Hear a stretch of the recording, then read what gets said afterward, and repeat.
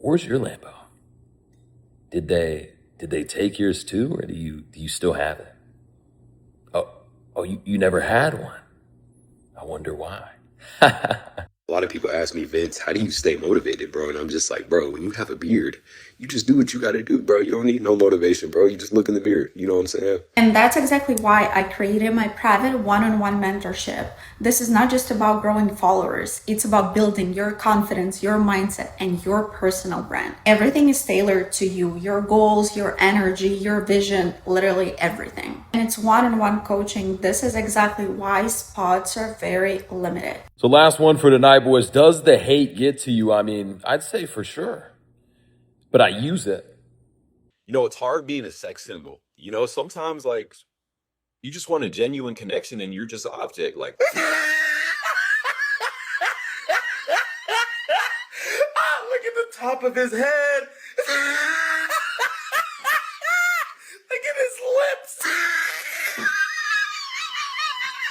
Well guys, it looks like that we are of course back yet again with the only man in the AMU that has the audacity to rock a Jerry curl still, and the man that has been continuing his streak of L taking all the way into the new year of 2026, with the L's only continuing to get worse. So you already know that we are talking about the complete clown known as Pubes Watson, and this has just been a clown that has not been able to stop dancing for everybody else's amusement, and even has his Sharmuta out here trying to make money in any way she possibly can through the same grifting methods. And the last time that we covered good old Puby Head here was only a couple of days ago, when we watched John Bravo expose him yet again for not only renting his penthouse this time, but for also getting his car and his girl's car repossessed before trying to hide them and hide the fact that he's going broke. And the fact that it seems like he's going broke just becomes more and more apparent as we watch all of his actions just get more desperate. And at this point, I wouldn't be surprised if they're coming to repossess all of the soul glow that he's got in his closet, because even his hairstyle is starting to change up a little bit, and it really seems like he's starting to ration it, just so that he can keep the top of his head and his crotch matching, and can keep that unique style of pubes going on forward. And since we did cover him last, he has been doing anything and everything to get any type of attention that he possibly can. And we not only saw him using AI images to enhance his muscles and try to look bigger, along with him posting himself drinking from a bottle of water to try to prove John Bravo wrong and show that he can actually afford said bottle of water when John revealed that his card got rejected when he tried to buy one not too long ago. So at this point, I wouldn't be surprised if the fucking water bottle was AI too. But on top of both of these, he also tried to use AI to make it look like he actually shaved his head. And I didn't really say anything about this, and I kinda just watched it occur, because in my mind, there was no way that he had enough intelligence to make this good of a decision. And it turns out that I was right in my assessment, and he was just posting all of these pictures with a shaved head to try to get even more attention so that he could make whatever money that he possibly could, because we all know that he needs that shit right now. And he immediately took the attention from the shaved head thing to try to plug his little training and his little coaching programs, and to try to state that it was going to generate him tens of thousands of dollars. Boys, I'm not gonna lie, the story of me getting a buzz cut started out as a complete joke, but people ran with it, so I played along. But that one story alone got over 100,000 views, booked in hundreds of calls, and is gonna make tens of thousands as a byproduct from one thing, which is called attention. Right? We're in an attention economy. If you can get attention and monetize that attention with a service or a skill set, that's the easiest path to making cash. Right? But anyways, with that being said, the hard part is, what service or skill set can I monetize? For me, it was fitness, right? I was posting before and afters and gym content and had people asking, Vince, what's the routine? What's your meal plan? What's your diet like? And I was like, why not build a program around this? That was how I made my first couple 100,000.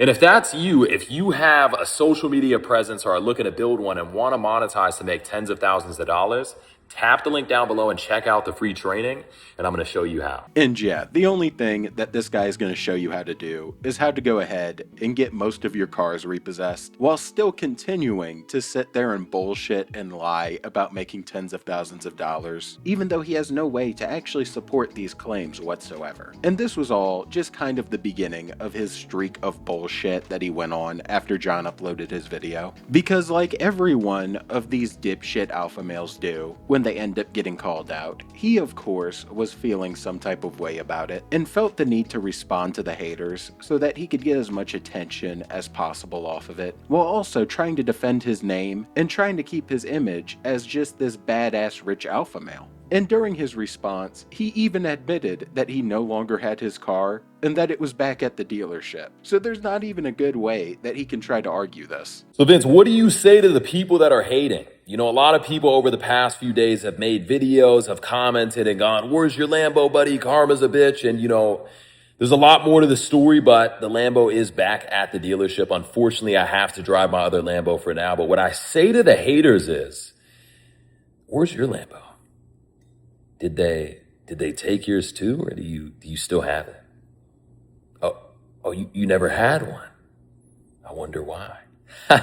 And this was really the only way he could play this shit, because even though he stated that there was apparently more to the story, he doesn't elaborate whatsoever, and doesn't add that more to the story that he was referring to. So in my opinion, there's most likely not jack shit to add to the story, and he just ended up getting his car repossessed. And now all he can do is sit there and say what happened to your Lambo. And the funniest part about this is that this was the guy who was sitting there claiming that he fully bought the car at every occasion and chance that he could possibly get. Yeah, so this is a Lamborghini Scion 1 of 63. I didn't even know what the fuck it was before I bought it, but it's a $3.5 million Lamborghini hypercar. Just for it to come to light that this was not the case whatsoever, and it was just another one of his bullshit lies that he was pushing in order to get people to sign up to his courses so that he could grift his absolute ass off. And this wasn't where the talk about hate ended, because he then went on to say that the hate does get to him, but he just uses it as motivation and apparently uses it as fuel so that he can continue to sit there and yap online more and to bullshit his way into convincing more suckers to sign up with him. So last one for tonight, boys. Does the hate get to you? I mean, I'd say for sure,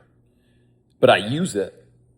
Right? If you guys have people that hate you, that dislike you, that speak negatively of you, one of the things that winners have that normal people don't is winners take everything way too personal, but they're able to channel it, right? Like, I don't get mad at what somebody says about me and, go kill them. No, I get mad at what they say about me, and I understand the best revenge is massive success. So adopt that same mentality. You are a human being, bro. You're going to be affected by somebody not liking you. But what matters is what you do with that energy. Do you use that energy to self-destruct? If you do, I mean, you're a weak person. Do you use the energy to do something temporary and stupid? I mean, if you do, you're not a smart person. A smart person uses the energy and transmute that energy as fuel to build. And I don't know who said anything about killing anyone or why he threw that in there. And I can only imagine that he's that mad at John Bravo right now that that's the way he feels. But I'll tell you another thing that winners don't do, Vince. And that is the fact that winners don't typically end up getting their cars repossessed and just sit there and bullshit and lie about it nonstop while faking their entire life. Winners don't sit there and talk about how they own a penthouse before having it get exposed that they are renting the thing the entire time, just like they were renting their fucking car and are probably renting their girlfriend. So this is just a whole lot of yapping to try to cope, and you can just feel how salty he actually is. And besides these, he then went on to do his typical spill, where he just continued his dipshit talk and the douchebag behavior, and answered questions like this right here. So how do you stop greed? The more you have, the more you want. These are conversations I would have with my friends when we were all broke. We'd be at the bus stop and we'd be like, "Bro, you don't need more." And it's just an endless rat race. And my friends would be like, "Yeah, bro, let's just all be broke and want less." But then you grow up. Then you go, it's okay to want more.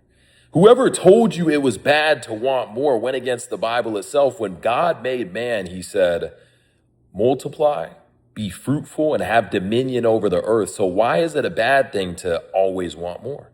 So as I am sure you can tell, he is just out here coping to the absolute max, and is still trying to grift as much as he humanly can. But the funny thing is, he must be really getting desperate for money, and having those cars repossessed must have been a wake-up message, because his girlfriend, or supposed girlfriend you could say, has now joined his grift and is offering some limited one-on-one coaching just like good old Vince does. And she's been out here posting a shit ton of it just like he would, and has basically been spamming videos like these right here, trying to get people to sign up with her, while at the same time trying to get the men to sign up with Vince through her little links in her Instagram profile. And this hasn't been a thing that's been going on for a long time, and seems to have started on January 8th of this year, so about a week ago now, and it really shows you how desperate they must be getting to where he has recruited his own Sharmuta to be out here pushing his courses. And she's been doing a pretty good job of it, and has been spamming the living shit out of videos like these two right here. So I want to share something that I've been working on quietly, and I'm officially opening up a private one-on-one coaching mentorship for women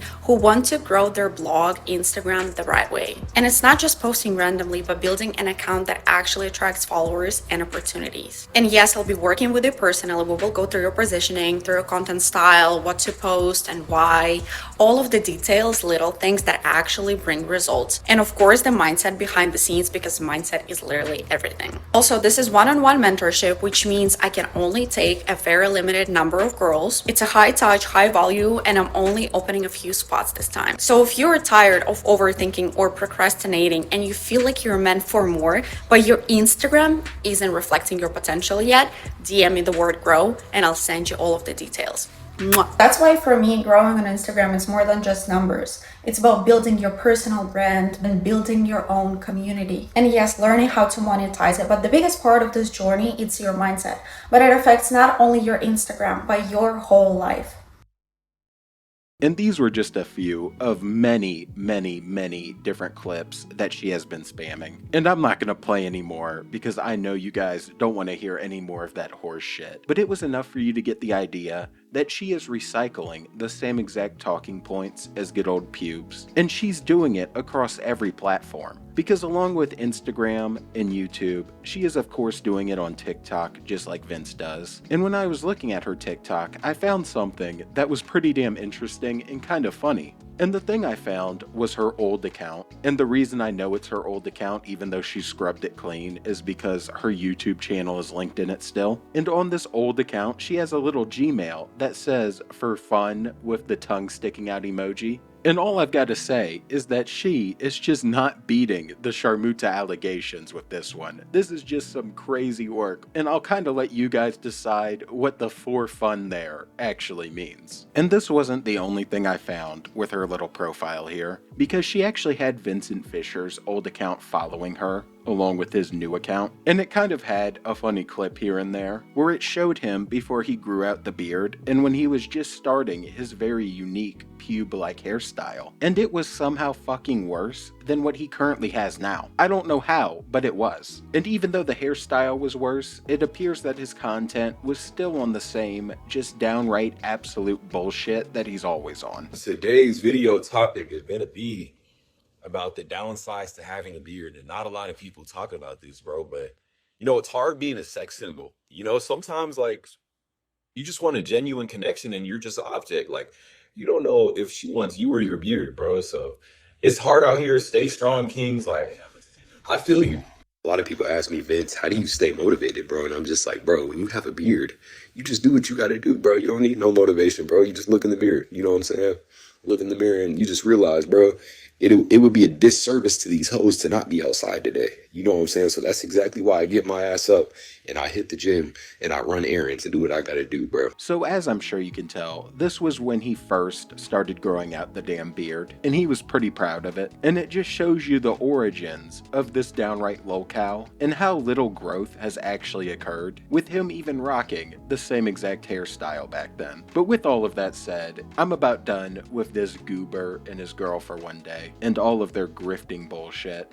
So if you enjoyed, please drop a sub and a like, and join the Saints Mafia, where we are exposing every grifter we find. And I'm out, watching Pubes Watson continue to look stupid. in peace. Right? If you were to try something like entrepreneurship and doubt yourself and go, what if this doesn't work out? I mean, you weigh out the risk, which is you're back at where you started. You weigh out the reward, which is a lot more. And, you know, what a winner does that a doubter doesn't is a winner focuses on the reward more than the risk. And that's what you want to train your mind to be able to do. Don't think about what you're going to be losing, because what you focus on, you attract. Only think about what you can gain when you try something new. And that's the mentality behind overcoming doubt.